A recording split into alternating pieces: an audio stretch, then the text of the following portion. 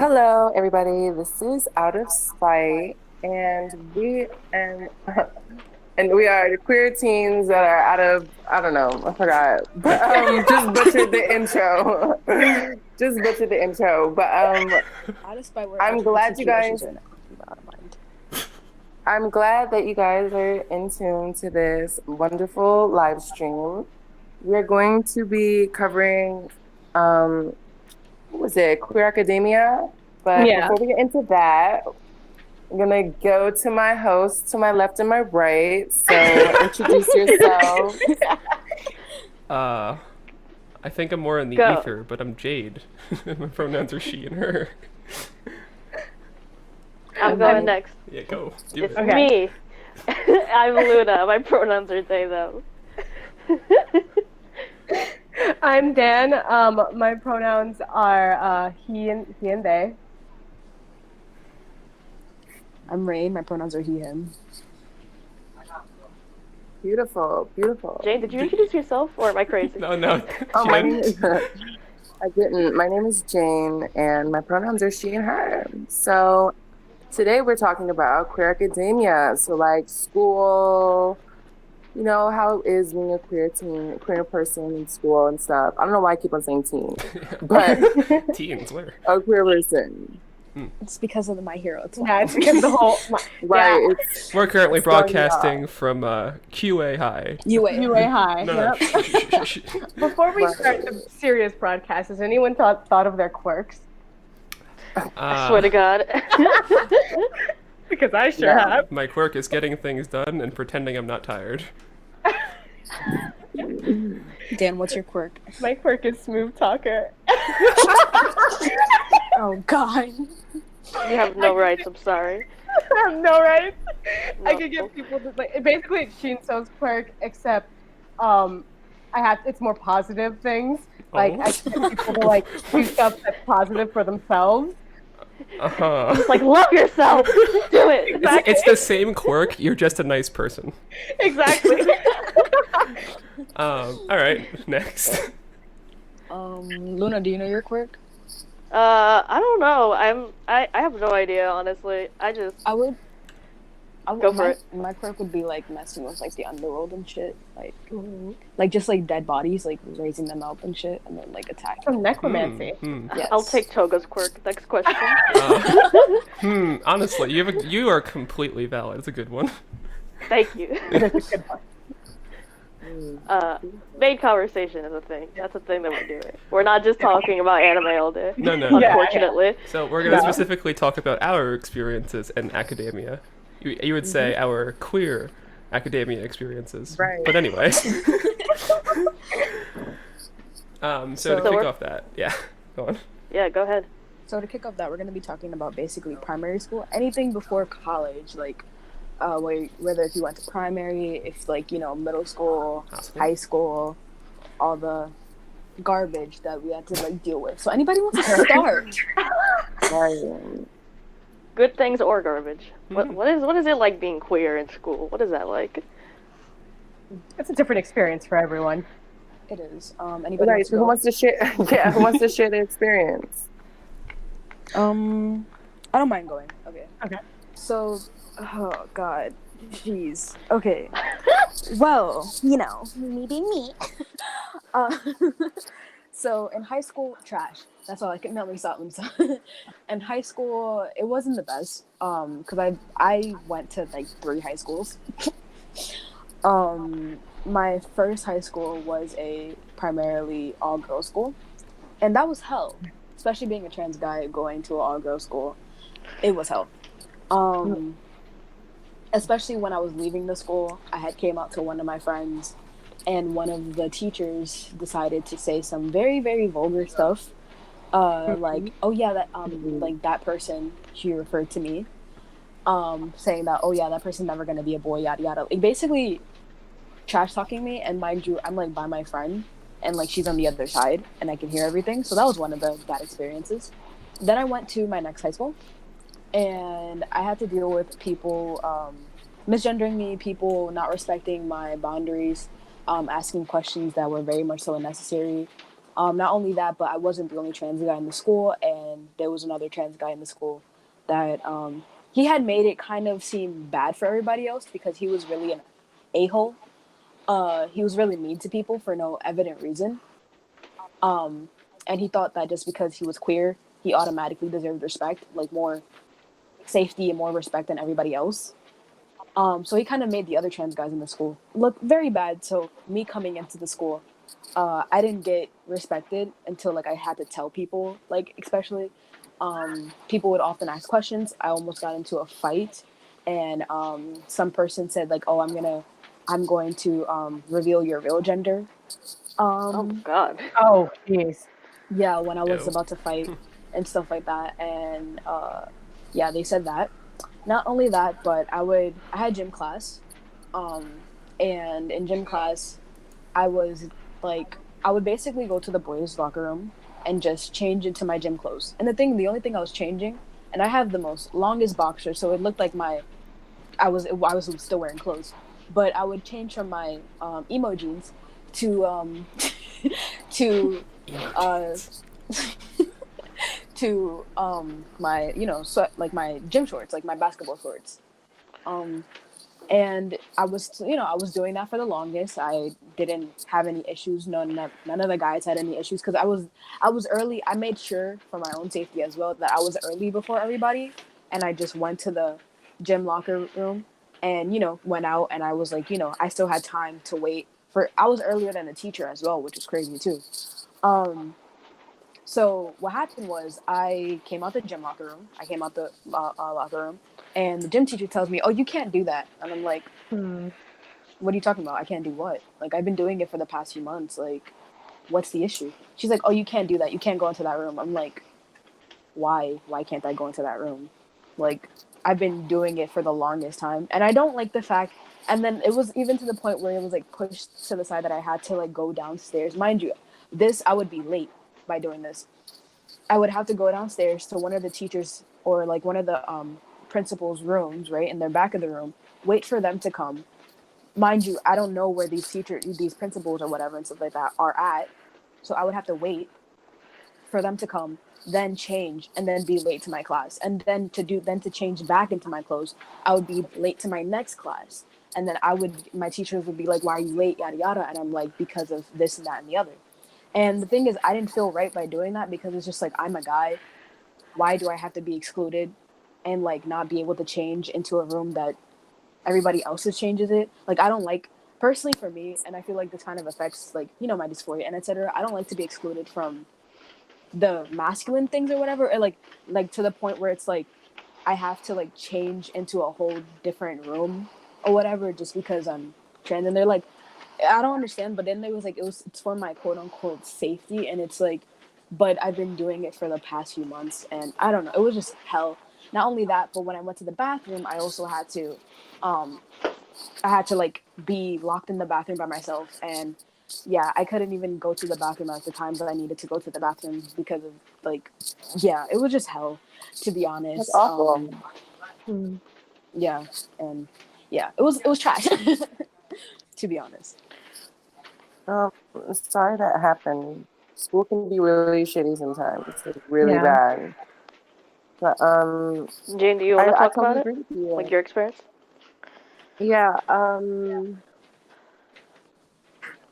mine was not so similar. Mine was kind of like, I don't know, I was like very insecure and like weird, and like I just really was to myself, and I made friends with, just a lot of the outside kids. I would get picked on and stuff. People throw things at me, just question me completely. And, I would kind of like just, make up things just so they'd leave me alone and stuff like that. But I never really had a comfortable high school experience. I just kind of had like an experience. I kind of just waited to, like, I kind of just breezed through it till it was over. Yeah, like it was really hard to just to be honest, and to exist in that like environment. So that was my high school experience. Hmm. Can I ask what made it feel hard to exist? If that makes sense. Well, besides my home life, like just I don't know, it was like it's a weird people were like it was like you didn't know yourself, but so you can't expect anybody else to know you. And when you're younger, it's kind of like things kind of affect you like a little bit more like personally, like you take things really personal, when you're younger. So I would take a lot of things personal that I shouldn't have taken personal. I had a lot of fake people around me.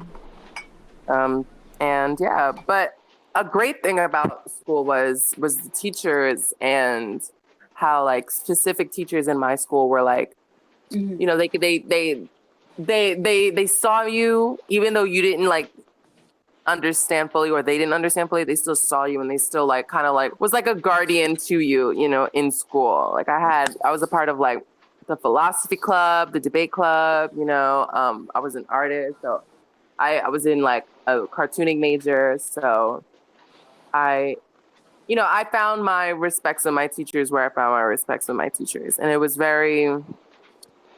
those were the lights of my experiences in school. I mean, I could relate to that, not gonna hold you.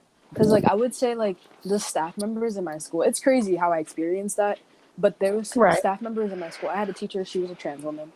I had a teacher, he was a trans guy. I had teachers that were lesbians with wives and everything. A lot of staff members. Yeah. That's dope. I had staff members that were, and one of my teachers, she was the GSA, what'd you call it? Like, she would... Advisor, yeah. She was a GSA advisor. She was a lesbian. I had a lot of staff members that were gay. My counselor, he was gay.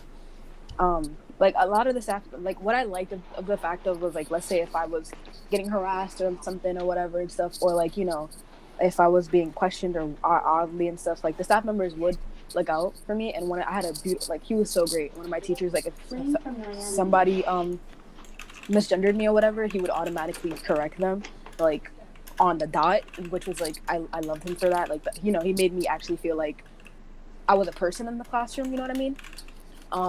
Which I enjoyed that. Like, I can't lie, like the staff members were great, just at certain points and stuff like that, especially that situation that I had with the whole bathroom and the whole like thing. Like I even told one of my counselors, like, personally, I don't like they them pronouns used on me, you know what I mean?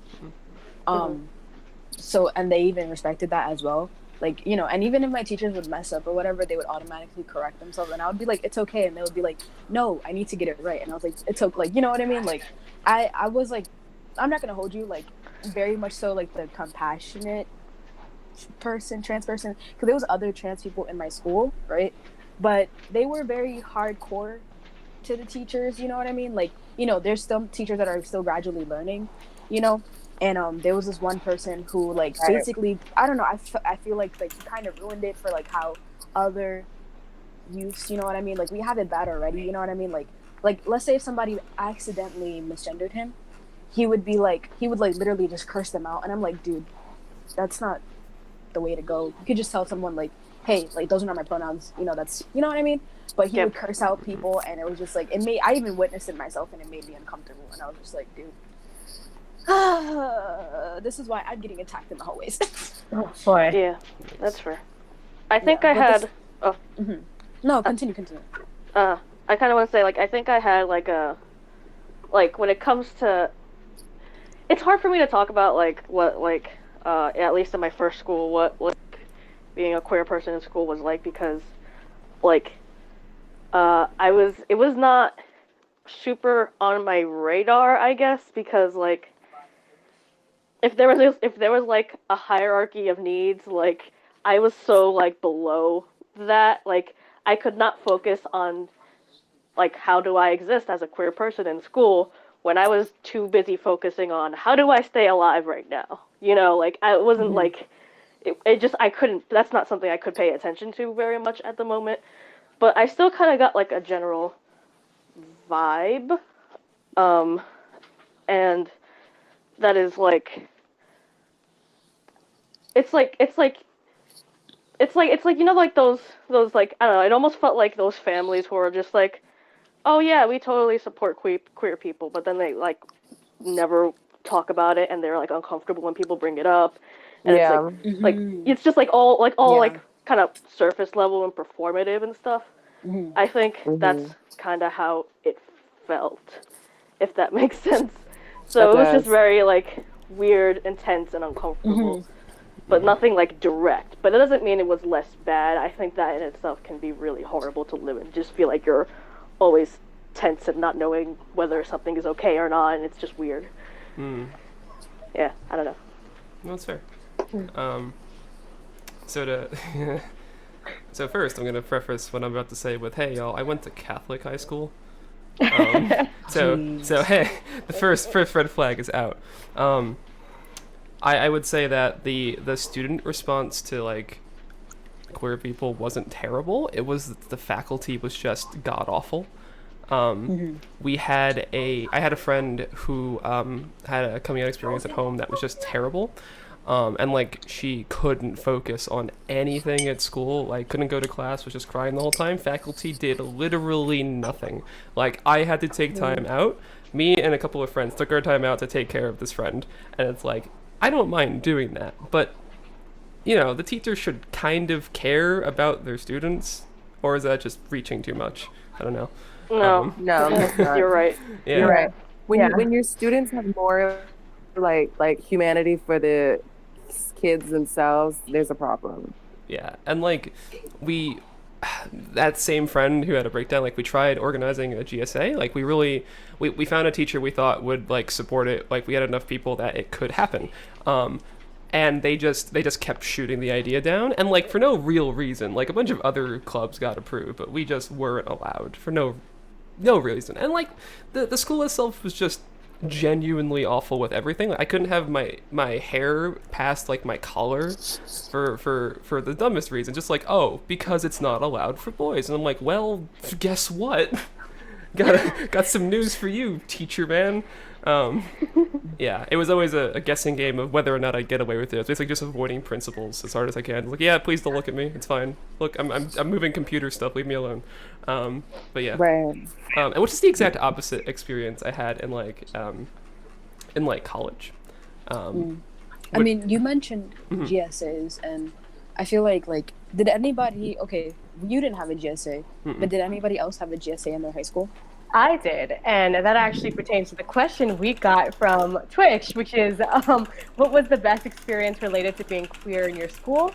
And that was the GSA and my teachers and all being supportive, and the fact that my faculty, in general, they were all very LGBT, like pro-LGBT, LGBT friendly, even if they weren't themselves a part of the community. They're all allies. It was like, I went to a really accepting school, and I'm like I was very privileged to be able to do that. I honestly, at the time, I hadn't known that it was going to be as progressive as it was. But in hindsight, I'm really glad that I chose it. And I think the first year I didn't go to the GSA until the second half, when I actually was like, maybe I'm trans.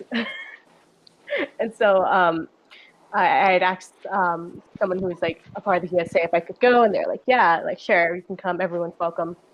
And then I started like going more often, and I was like, oh, this is such a fun experience. We all had so much fun.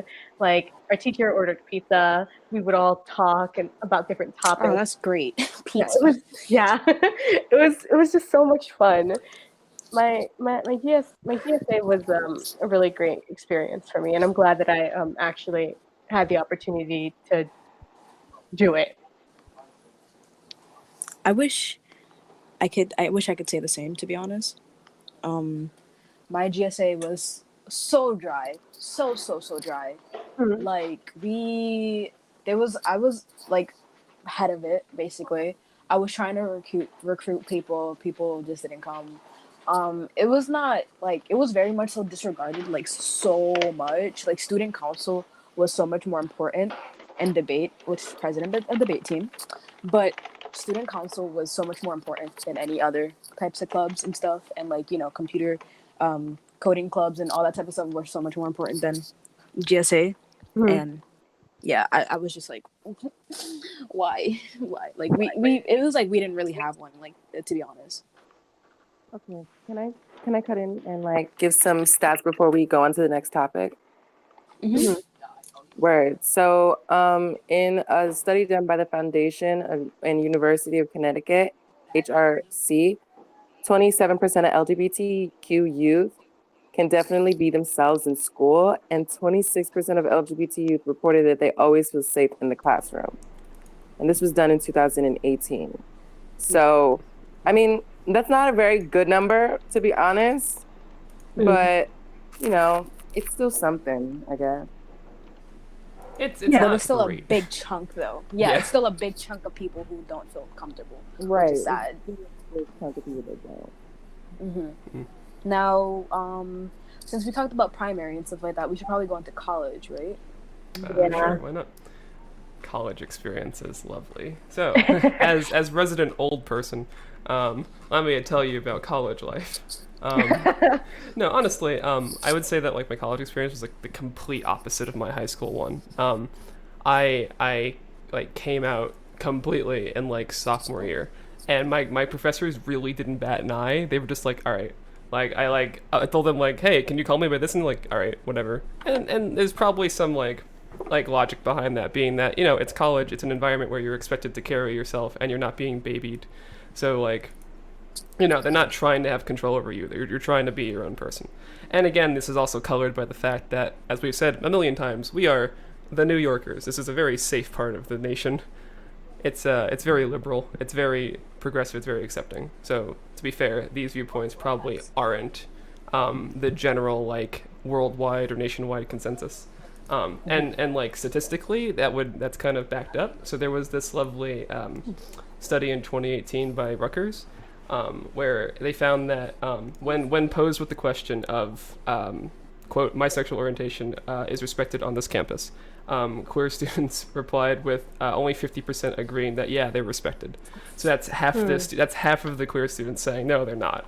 And for the trans and non-gender conforming students, if when posed with do they feel that they're respected for their gender identity, only like 30% agreed. So that's 70% of queer of trans and gender non-conforming students that are just, oh yeah, I do not feel comfortable here. There's still a humongous chunk. Yeah. Absolutely. Like, I think. Oh, no, go ahead. oh no, I was gonna say like yes, we're improving, but we're not improving at a fast rate. Yeah, absolutely.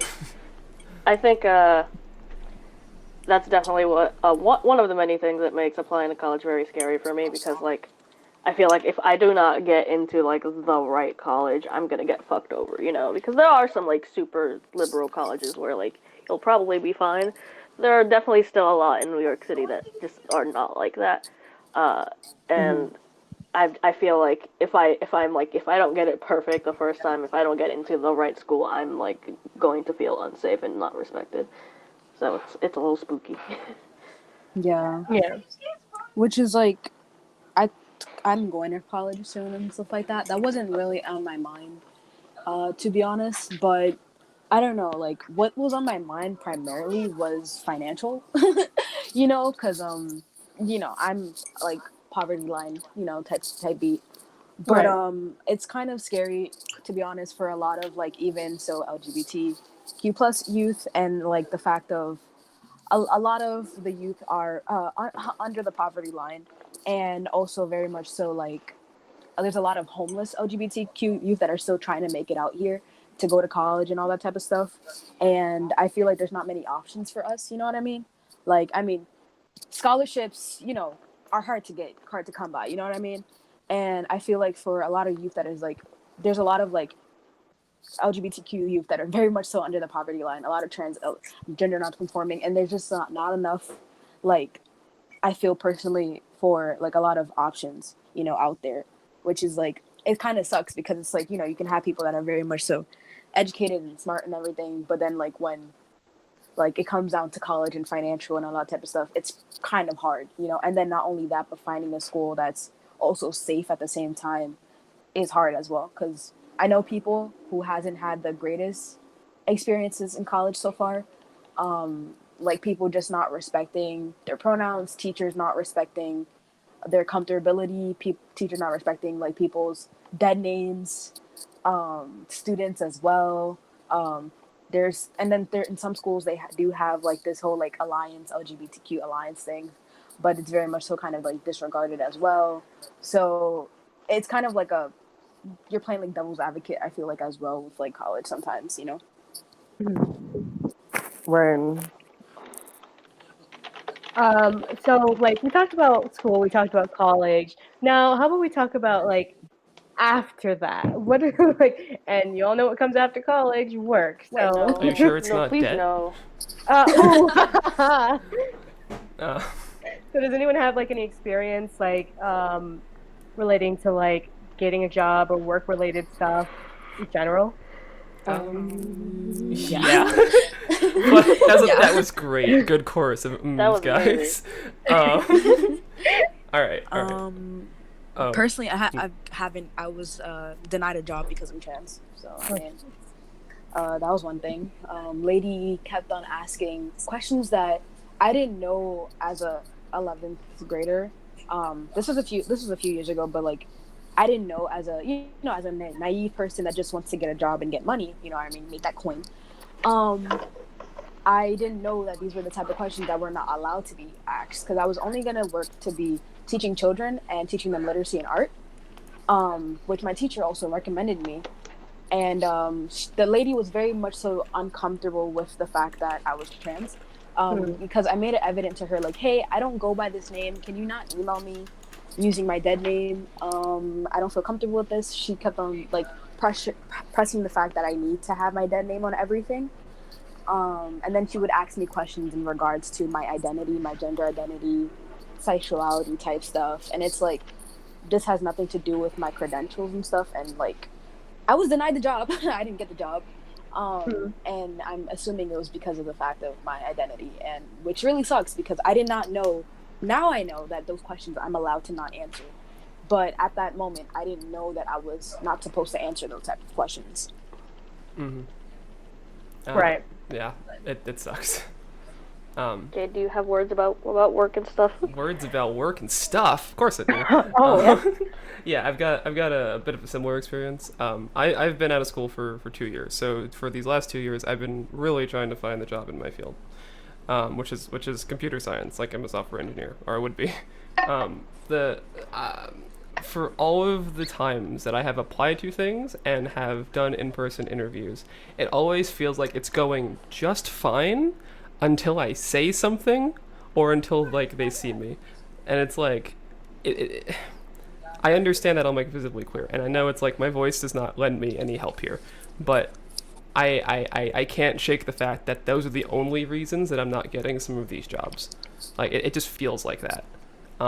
Right. And like objectively, like I've got enough experience to at least have been able to get like an entry level position, but the only thing that feels like it's holding me back is how people view me.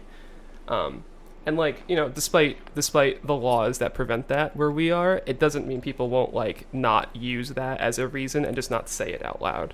And statistically, like I'm not the only one, like we are not the only one with these issues. Like a 2017 study found that 20% of LGBTQ people experience discrimination when applying for jobs, which is just ridiculous. Right. That shouldn't happen. Yeah. Yeah. And that's not the only thing, but harassment. We got that too. Oh, yeah. Yeah, I was at a job and I got harassed a lot. I used to work at a costume store, and I would be asked questions that maybe should not be asked. My manager, sweet as can be, but the workers, they would often ask questions about my relationship, often ask questions about my genitals. Then I would get harassed. There was a person who seemed to be a chaser, and would like try to prey on the fact of, because I'm trans and I'm younger, they wanted to have certain relations with me, in which I felt very much so uncomfortable. But then again, being a person who is, it's hard to get a job. First of all, I didn't want to like risk starting anything to where I could possibly also lose my job. That's another scary thing for, I feel like, queer people, is that if we start anything, we might lose our job instead. You know what I mean? And like that's the Right. freaking scary part about things as well. So I just didn't say anything about it, but I did experience hella harassment while working. Um, and that's really unfortunate that like you and like many others have to go through that. And it's just it shouldn't happen. It shouldn't ever be the thing that's like that constantly and consistently keeps happening. Though to kind of like move on to a more like lighter side of things, not like it's like it sucks that like a good majority of people have that sort of like experience, but I don't want to say that not everyone has that experience, because it sounds just so dismissive of like everyone else is like, you know, they're completely valid. But my personal experience with like all the jobs I've had has been very positive. It's been like, it's because I guess because I work with LGBT oriented organizations, I tend to stick with like people that I know and trust, as opposed to going to places that it's kind of like shady. I don't really know what's going on.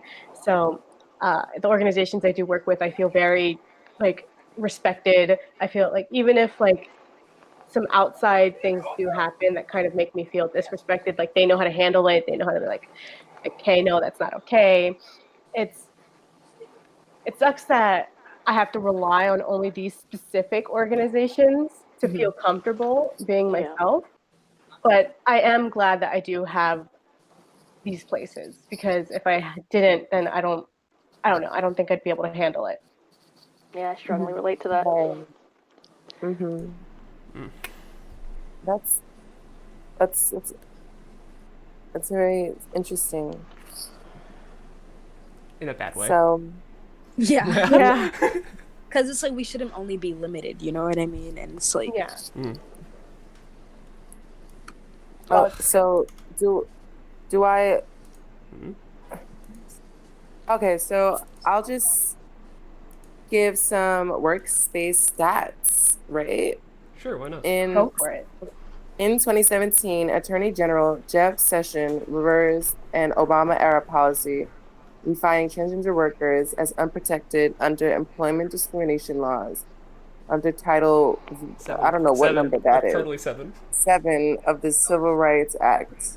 Yeah. And at the time of writing, 12 April 2020, 12 states have statutes that protect against both sexual orientations and gender identity.